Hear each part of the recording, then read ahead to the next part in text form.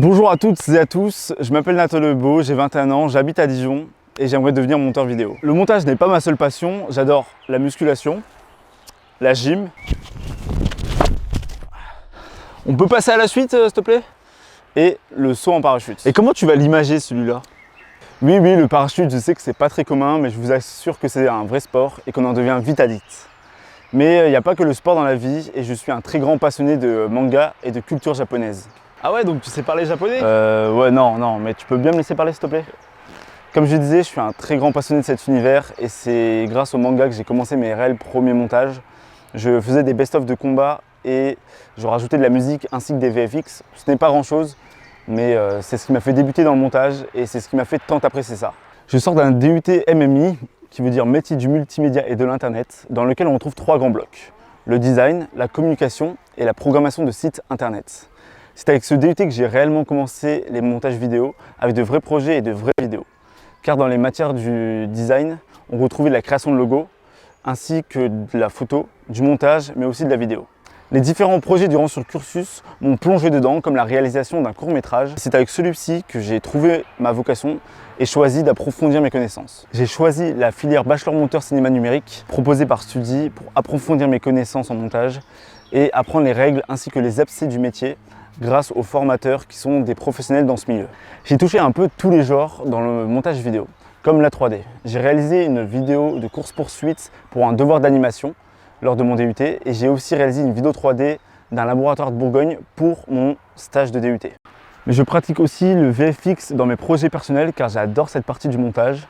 Je réalise des effets de clips vidéo en prenant ce que j'aime bien et en mettant ma touche personnelle. Et j'ai aussi fait un peu de motion design en créant mon CV vidéo avec After Effects. Mais celui-ci datant de 2020, il est un petit peu vieux et un peu simple pour le remettre sur la table aujourd'hui. J'ai essayé un peu tous les domaines du montage pour voir lesquels me plaisaient le plus et avec lesquels j'étais le plus à l'aise. Je dirais que je suis beaucoup moins à l'aise avec la 3D car c'est un milieu bien plus vaste et bien plus compliqué. Et je ne me suis pas assez penché dessus pour mieux apprécier la chose. Et je dirais que mon domaine préféré c'est le montage et le VFX. C'est pourquoi je voulais en apprendre plus sur le montage pur. Et cette année de cours m'a enseigné plein de nouvelles choses comme les techniques de montage utilisées au cinéma ainsi que de nouveaux logiciels comme DaVinci Resolve.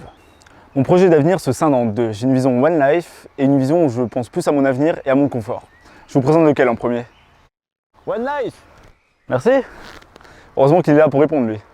Depuis quelques temps, je me dis que je devrais voyager car je suis encore jeune avant d'être retenu par un métier ou une famille que j'aime. Bien sûr, ce voyage ne sera pas composé que de vacances. Je compte filmer et monter des vidéos, ainsi les poster sur les réseaux sociaux. Évidemment, je sais que cette vision est bien plus compliquée et bien moins utopique que ce que je le pense. C'est pour ça que j'ai une autre vision bien plus professionnelle et la voici. Après ce diplôme, j'aimerais rejoindre une boîte de production ou une freelance comme celle où j'ai effectué mon stage. J'aimerais gagner en expérience à côté de professionnels et aussi apprendre la production de vidéos pour me construire une base solide de compétences. Pour le long terme, j'aimerais lancer ma propre entreprise et explorer différentes régions en tant que producteur et monteur pour des entreprises locales. Et sur le très long terme, j'aimerais devenir formateur parachutiste, mais pour cela, il faut plus de 1000 sauts. Et donc, c'est un projet qui s'allonge sur plusieurs années en tant qu'activité sportive.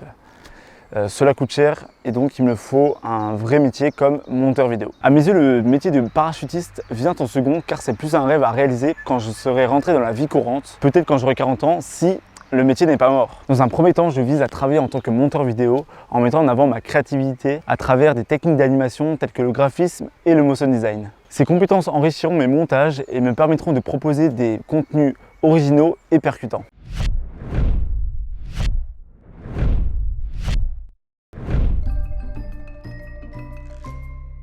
Dans un premier temps, je vais vous parler du court-métrage Tris, comment je l'ai monté et pourquoi. Le scénario du court-métrage se divise en trois parties distinctes. La première, Tris qui se sent mal quand elle parle avec la psychologue. La deuxième, suivant son cheminement vers le bien-être quand elle parle avec son double.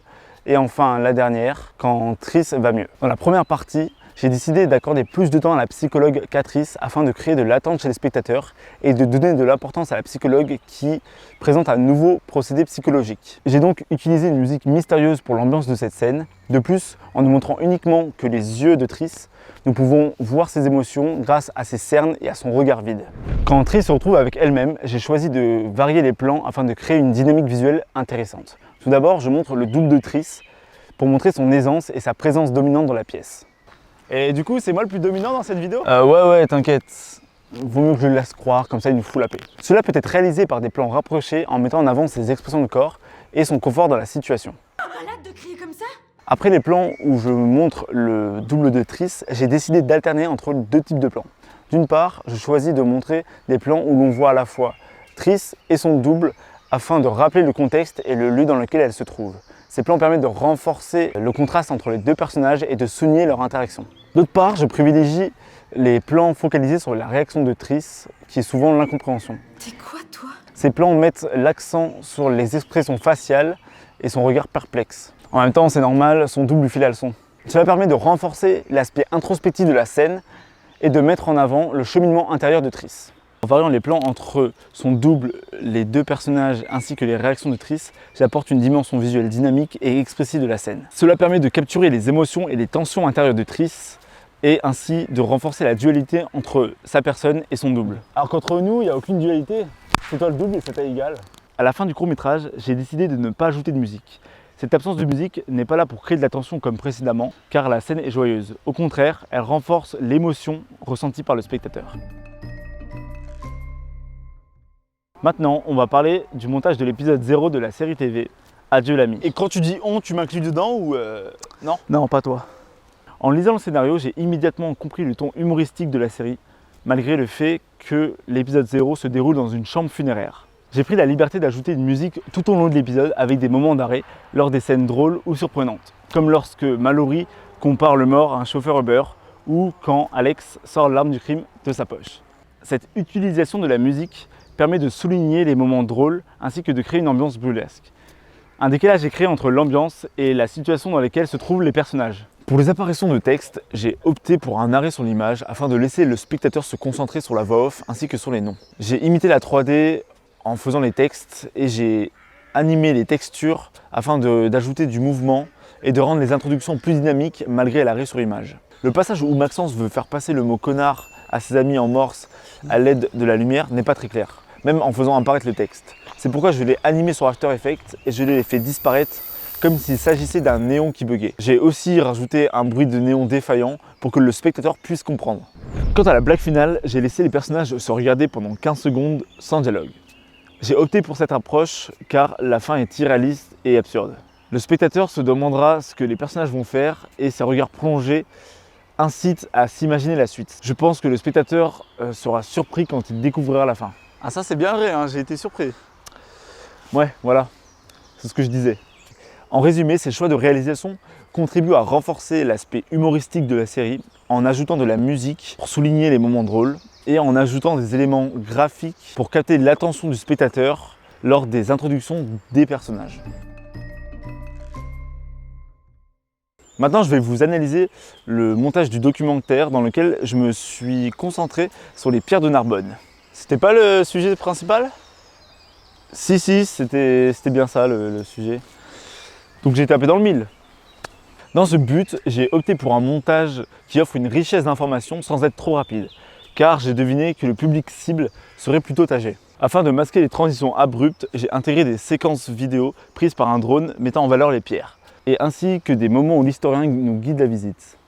Le montage de ce documentaire n'a pas été trop difficile, c'est la partie de recherche du sujet et le tri d'interviews qui a été longue. Ce long métrage m'a rappelé les films sur la fin du monde ou de catastrophes, un peu comme Mad Max, Le Livre d'Eli ou Blade Runner 2049. J'ai choisi de jouer sur ce dernier en utilisant une colorimétrie évocatrice à l'apocalypse. J'ai choisi une teinte orange pour représenter cela. Afin d'accentuer la tension, j'ai ajouté des bruits d'horreur lors des moments de suspense, comme par exemple quand le garçon regarde s'il n'y a personne derrière le bar. Cependant, j'ai également retiré partiellement la musique lors de la confrontation entre le grand-père et l'homme, cela pour créer une atmosphère de face à face un peu à la manière des cow-boys. J'ai fait tout ceci pour que la tension du spectateur monte. Lorsque la tension atteint son paroxysme, une musique entre en scène pour souligner la dualité et l'enjeu qui se développe lors de ce duel. Cette musique intensifie davantage la pression ressentie. Cependant, quand l'enfant révèle que le fusil n'est pas chargé, la musique relâche subitement toute la pression accumulée. Le fusil! Il n'est pas chargé!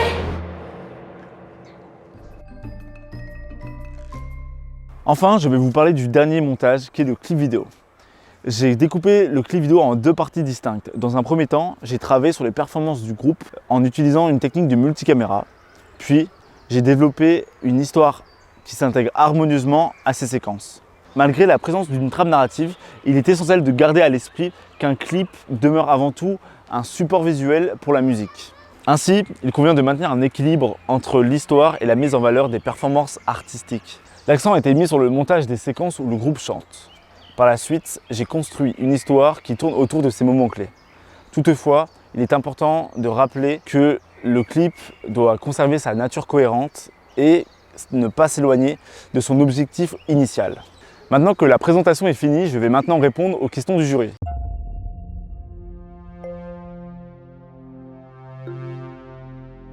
Mon court-métrage se distingue par sa dynamique et ses changements de plan qui sont des atouts majeurs pour captiver l'attention et susciter les émotions du spectateur. De plus, j'ai fait un étalonnage soigné, bien qu'il soit basique. Mon objectif est de transmettre au mieux les intentions du réalisateur à travers mon montage.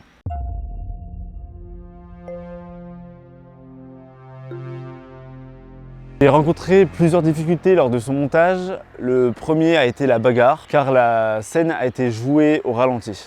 Le problème était de rendre cette bagarre réaliste. J'ai donc accéléré cette scène et le plus dur a été de bruiter les coups. Habituellement, le bruitage n'est pas ma spécialité et avec cette scène qui ne rendait pas naturelle, je n'arrivais pas à trouver les bons bruitages appropriés. Cependant, après plusieurs recherches sur internet, j'ai trouvé des effets sonores de coups et de whoosh qui m'ont été utiles pour mon montage. J'ai également rencontré des difficultés pour réaliser un bon mixage audio lorsque Emma et les camarades de Triss l'insultaient. J'avais une idée en tête mais je n'arrivais pas à la concrétiser ou à poser des mots dessus pour chercher un tutoriel. Cependant, en explorant les effets sonores de Premiere Pro, j'ai réalisé plusieurs tests et j'ai trouvé un résultat qui me plaisait.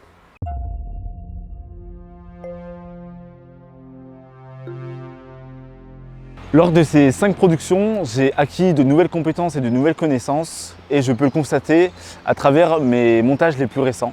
La série TV est le dernier montage que j'ai réalisé et je peux dire que je suis bien plus à l'aise à l'ajout d'effets sonores.